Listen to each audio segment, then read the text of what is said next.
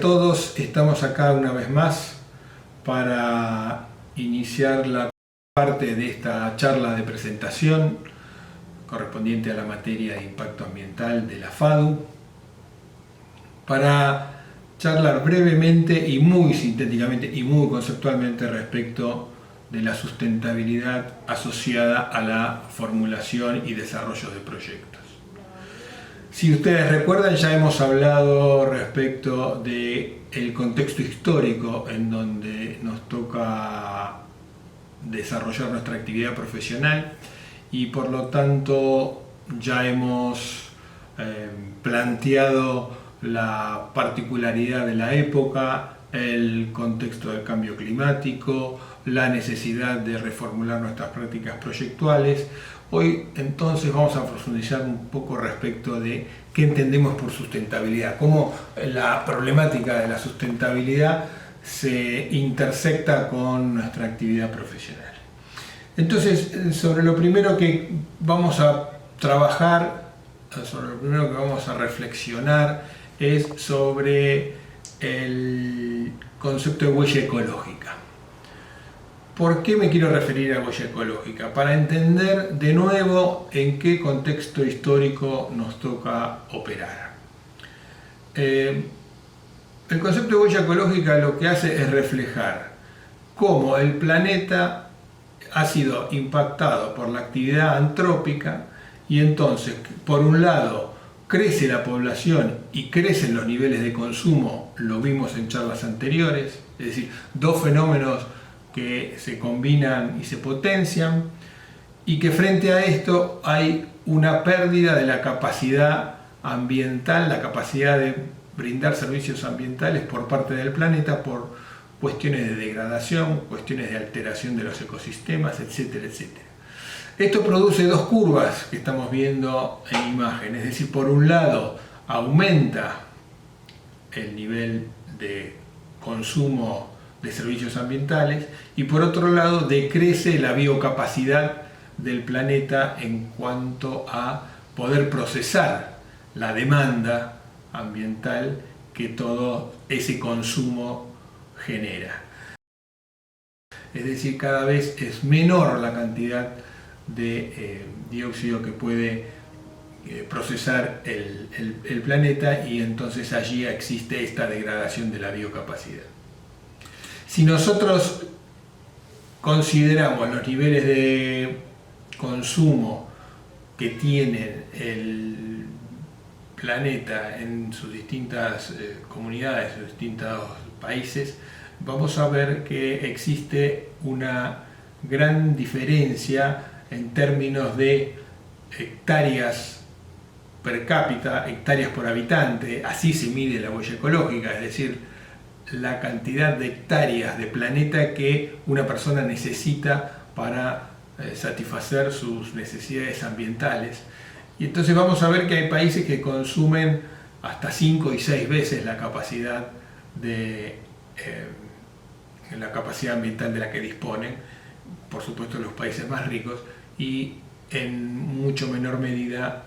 los países más pobres que están por debajo de la hectárea. Pero, como siempre en esta problemática ambiental, la capacidad del planeta es una capacidad limitada, capacidad que además la actividad humana ha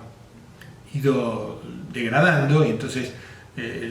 esta capacidad se ve disminuida y por lo tanto estamos consumiendo desde el punto de vista ambiental más planeta del que disponemos. Entonces fíjense este cuadrito que yo les traigo aquí. Si todo el planeta consumiera al mismo nivel que lo hace Estados Unidos, por ejemplo, nosotros necesitaríamos 5 planetas para soportar ambientalmente esos niveles de consumo, esa actividad con esos patrones de funcionamiento. Pero aún si seguimos manteniendo el mismo nivel de consumo que tenemos ahora, estamos consumiendo más planeta del que tenemos. Y esto lo que implica es mayor degradación y que la brecha entre los servicios ambientales disponibles y los niveles de consumo que siguen creciendo, se hace cada vez más amplia, generando un deterioro ambiental cada vez mayor. Esto ya lo vimos en la charla pasada, estuvimos planteando esta problemática, y esto de alguna manera también lo planteamos en aquellos hitos que señalábamos respecto de cuáles fueron los momentos en que las naciones, a partir de sus encuentros en el marco de las Naciones Unidas, fueron planteando diversas formas de abordar la problemática y diversas estrategias.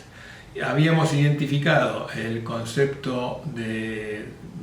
desarrollo sustentable allí en el informe de Brundtland, que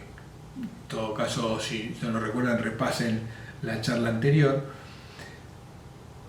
Y digamos hacia fines del siglo pasado se produce una fuerte revisión de cómo se formulan los proyectos. Es decir, finalmente lo que nos está indicando todo esto, el contexto histórico del que ya hablamos, el desarrollo de la huella ecológica y todos los indicadores que en este sentido venimos manejando, nos están indicando que el desarrollo de nuestros proyectos, digamos, de nuestras actividades en general, pero focalicémoslo en los proyectos, que es lo que nos interesa a nosotros desde nuestra actividad profesional. El desarrollo de nuestros proyectos es un desarrollo no sustentable. Lo veíamos también, si se acuerdan, en la primera charla respecto de lo que llamábamos el ciclo proyectual, es decir, aquel ciclo que tenía que ver con el desarrollo de las ciudades, con el desarrollo de la actividad, y que finalmente requería de un segundo ciclo, que era el ciclo de la gestión ambiental, para dotar de sustentabilidad este ciclo. Bueno, la realidad es que esto hacia fin del siglo XX, como veíamos, entra en crisis, y entonces aparece esta necesidad de dotar sustentabilidad a estos proyectos. Allí entonces yo mencionaría tres digamos, casos paradigmáticos de lo que es lo no sustentable, y no los voy a desarrollar aquí porque digamos, llevaría demasiado tiempo, pero yo les recomiendo que ustedes los revisen. El caso de las viviendas de Preet Go en San Luis es un proyecto del año 57, un conjunto de viviendas que finalmente fue demolido porque era inhabitable. Duró unos 20 años porque en la década del 70 ya fue necesario demolerlo. Las obras de riego en la década del 80 que produjeron el deterioro terminal del Mar Aral y la represa de Asuán. Son tres casos paradigmáticos que me parece que sintetizan lo que es un proyecto no sustentable. Por supuesto, a gran escala. Esto se replica en proyectos de todas las escalas que a ustedes se les puedan ocurrir, pero me parecía que estos sintetizan la problemática que de alguna manera vamos a seguir trabajando y reflexionando. Entonces, ¿por qué yo los llamo casos paradigmáticos? Porque sintetizan la falta de sustentabilidad en el desarrollo de proyectos en los tres niveles de la sustentabilidad, que después vamos a profundizar un poquito más. El nivel de lo ecológico, es decir, el deterioro de los ecosistemas naturales. El nivel de lo social, es decir, proyectos que no son viables desde el punto de vista social. Y finalmente también son no sustentables desde el punto de vista económico. En todo caso, fueron pensados, fueron proyectados para mejorar las condiciones económicas de una comunidad, de un sector de la comunidad, y finalmente terminan siendo una deseconomía para el Estado, un costo que no fue suficientemente estudiado, no fue suficientemente previsto. En ese sentido, planteemos brevemente cuál es la lógica de la formulación de cualquier proyecto más allá de esta problemática de la sustentabilidad. Nosotros, para formular un proyecto,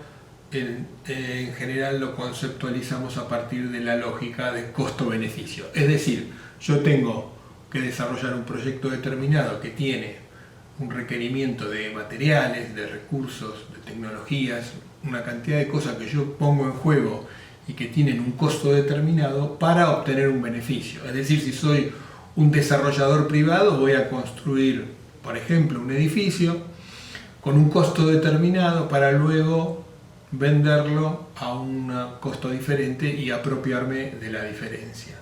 Esa es la lógica en el sistema, en el mercado, de esta relación costo-beneficio, y yo necesito, por lo menos de antemano, asegurarme esa diferencia para que el proyecto sea viable. Pero resulta que además de esto yo voy a tener externalidades, es decir, efectos, consecuencias, implicancias que tienen que ver con el desarrollo del proyecto, pero que no han sido incluidas en esa formulación. Esas implicancias pueden tener, desde el punto de vista ambiental, aspectos negativos y aspectos positivos. Es decir, si yo desarrollo un proyecto en supongamos un terreno vacante, baldío, que está intrusado, que tiene problemáticas ambientales, y allí construyo una plaza, bien, si soy el Estado me apropiaré de los beneficios sociales que ese proyecto tiene, pero además voy a generar una externalidad positiva para todos los vecinos de la zona, porque sus propiedades van a valer más, porque la calidad de vida va a ser más agradable. Es decir, más allá del objetivo específico de ese proyecto, que es, en este caso, por tratarse de un operador público, brindar un servicio de esparcimiento, también voy a generar cuestiones externas al proyecto que van a tener efectos positivos sobre el ambiente. Pero también puede ser la contraria, puede ser que yo en un lugar que hoy se presenta como un lugar que ambientalmente que brinda servicios, como por ejemplo, supongamos que yo tengo un bosque o un parque o una situación positiva desde el punto de vista de la calidad de vida, y yo ahí radico actividades industriales que producen ruido, que producen emisiones gaseosas o efluentes, etcétera, etcétera, aún teniendo en cuenta que cumplan con toda la normativa en cada una de esas emisiones, yo voy a tener un efecto ambiental negativo, es decir, de alguna manera a quienes son linderos a esa circunstancia se les va a generar una merma en la calidad de vida, se les va a generar algún conflicto en relación a esta cuestión. Ahí voy a tener una externalidad negativa, es decir, yo cumplí como desarrollador de un proyecto con toda la normativa y con todas las cuestiones que tengo que cumplir, no obstante eso tuve efectos negativos sobre el ambiente, he generado una externalidad. Muy bien, este es el concepto de externalidad que en la formulación tradicional de los proyectos no es considerado. Si lo pensamos en términos de cómo se formula un proyecto, lo podríamos sintetizar con estos esquemas. Por un lado, yo tengo en el primer modelo de formulación, tengo el proyecto es un conjunto de documentos. Inicialmente, en la etapa de formulación, yo tengo un conjunto de documentos que definen cómo es un proyecto. Eso me permite a mí establecer cómputos, presupuestos, establecer una relación costo-beneficio. Las externalidades no se explicitan, no las analizo, porque en realidad yo depende de esta relación costo-beneficio cómo sé si el proyecto es viable o no. Entonces, desde el punto de vista ambiental, al no tener yo esas externalidades analizadas, se me van a convertir en pasivos ambientales, es decir, aquello de que yo provoqué un cierto deterioro en el ambiente, ya sea que cumplía con la norma o no, digamos, esto es secundario para este tipo de análisis que estamos haciendo, produje una cierta deseconomía en el bien común, porque finalmente esos pasivos tienen que asumirlos el Estado. Por ejemplo, tomemos como caso la cuenca Matanza-Riachuelo. Uno puede pensar que la cuenca Matanza-Riachuelo ha sufrido una contaminación fuertísima en los últimos 200 años y esto, producto de todos los proyectos que se instalaron en el curso de la cuenca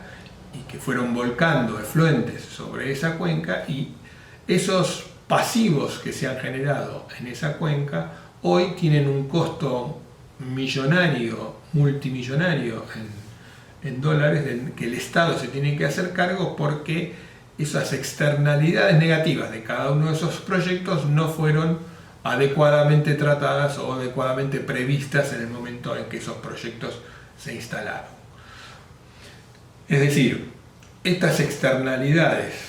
de los proyectos, sobre todo estas externalidades negativas, finalmente terminan siendo una carga para las comunidades que las deben soportar, que se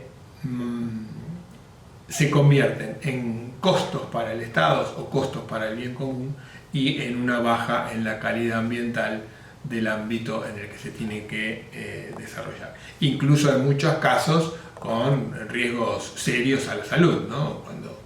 hablamos de contaminaciones severas, el riesgo a la salud también está. Muy bien, frente a esto entonces aparece un segundo modelo de formulación de proyectos en el cual tengo ese mismo proyecto, pero ahora yo aplico una evaluación de impacto ambiental. Entonces, yo, una vez que tengo formulado el proyecto y establecida esa relación costo-beneficio, analizo cuáles son esas externalidades propias del proyecto, que no fueron analizadas antes, y entonces establezco medidas de mitigación. ¿Qué quiere decir medidas de mitigación? Que voy a tomar aquellas medidas que me permitan o evitar, o morigerar, o disminuir, o compensar aquellos efectos negativos que el proyecto va a tener, aquellas externalidades que juegan en contra del ambiente, para mejorar la performance de ese ambiente. Y allí yo voy a mejorar ese comportamiento ambiental del proyecto, pero estas medidas de mitigación aparecen una vez que el proyecto ya está formulado, por lo cual la capacidad de maniobra que yo tengo en relación a corregir, mejorar, modificar ese proyecto es limitada, y por lo tanto las medidas que yo planteé también van a afectar esa relación costo-beneficio, lo cual también es un problema, porque si hay una alteración relativamente significativa de esa relación costo-beneficio, esto puede poner en riesgo la viabilidad del proyecto, con lo cual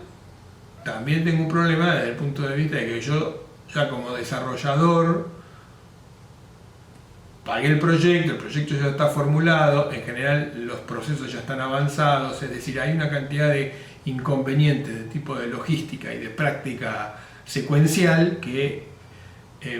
ponen en crisis este modelo. Entonces aparece el tercer modelo, que en todo caso es el modelo sobre el cual tenemos que trabajar y sobre el cual vamos a desarrollar en los talleres algunas experiencias. En este modelo lo que se pretende es que la problemática ambiental se internalice ya en la etapa de formulación del proyecto. Y entonces la relación costo-beneficio está formulada de manera tal que no requiere de una acción posterior, ya está consolidada incorporando todas las variables ambientales que se requirió que fueran consideradas oportunamente. Las externalidades ya se conocen desde el principio, desde el vamos, y entonces la evaluación de impacto ambiental aparece como una instancia de verificación, pero ya no nos puede presentar alteraciones a ese proyecto. En este modelo es donde se optimizan los resultados desde el punto de vista ambiental.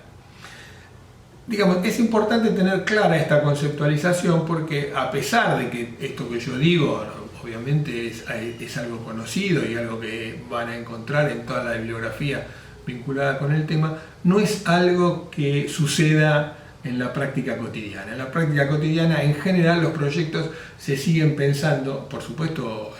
en la mayoría, no digo que todos, pero en una gran mayoría se siguen pensando con la lógica de la primera y la segunda fila, y bastantes menos con la lógica de la tercera fila. Así que esto de alguna manera es el encuadre en el que vamos a seguir trabajando.